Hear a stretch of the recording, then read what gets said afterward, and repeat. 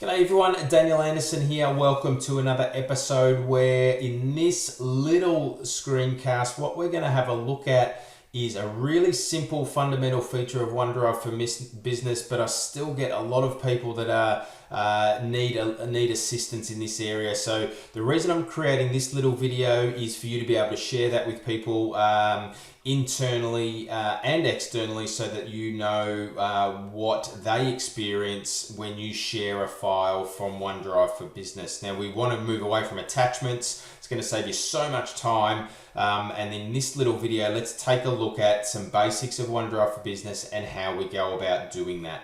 So I'm logged in to the Office 365 portal as Alex. I'm going to jump into OneDrive and let's have a little bit of a tour around the UI of OneDrive for Business in the browser. So you can see here on the left-hand side, I've got a navigation pane here. I've got My Files, Recent, Shared, Discover, and the Recycle bin.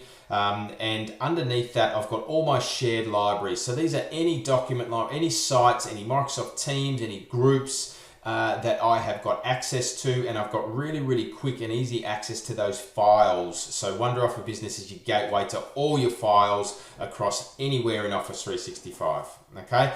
So, but for this episode, let's take a look at how we can share, all right? So I'm in My Files, and I need to be able to share this document with an external person, all right? So I don't want to attach it as an email. We all know the consequences of sending an email attachment out to one person or many people. So what I'm going to do is I'm going to share that. That means that the document's going to stay in this location, stay in my OneDrive for Business, and I've got control. So I'm going to select this document here. I'm going to click this little share button. Now I can do it from there, or I've got the share button across the top, or I can even click the little three little dots here and I've got share in this location as well, all right? So I'm just gonna hit the share button here. Now I'm going to select the people you specify can edit. Now, what that means is I can now put in an email address of an individual user, an external user, which I'm just going to grab, and I can paste that in there, and I can now send that link to that external user, and only that user is going to be able to access that file. All right, a little bit different, or a lot different from the anonymous access, where if I click up the top here, I can set, or in this particular case, anyone with a link, so that's anonymous. All right, so that means that anybody, if I send that out, it means that anybody can access that. They can then forward that to anybody else, and then we could have potential issues. All right, so we've got two other options there: people with existing access and also people inside of my organization. All right, but because this person's outside of my org, I need to select specific people. I want them to be able to edit the document. If I didn't want that, then I could untick that. And I could also block the download. So that means that when the user opens the file, it's going to open up in the browser and they can't actually download the actual document itself. All right. But in this case, what I want to do is allow editing. I'm going to apply that, and I'm now going to send that across to that external user. So that link has now been sent across.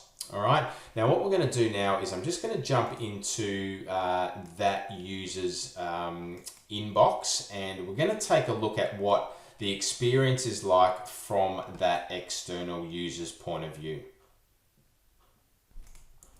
Okay, so here we are in the external user's inbox, and you can see here that I've got an invite here from Alex to say that he has shared a document with me. So let's click on that link, that email now, and you can see here that we've got some information. Alex will be shared a file, the name of the file, and we can click on this open button here. So let's go ahead and do that. And you can see here that this link only works for the direct recipient of this message. So let's open that document now, and what's going to happen now is a second step verification is going to occur. All right. So now what's going to happen is the external user is going to be sent a code. So I'm just going to click send code, and that's going to come back into that user's email inbox with a little code where that user can then copy and paste that code into this box, and then they will have access. So let's just switch back over to the inbox and take a look at that email.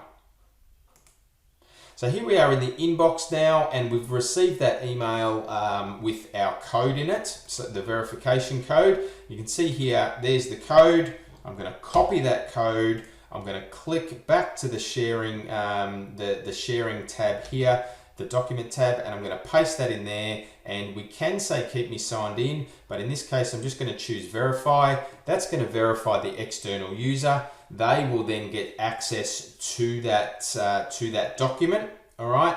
And then they can edit that document because they're the settings that we set on the sharing invite, okay? So let's just drag that back across now, and we'll notice here that there's the document. And now if I am editing this document as the external user, then what you'll see, let me just open this up. I'm going to open that up in the browser for Alex. Now the external user is now editing. You can see the external user in here.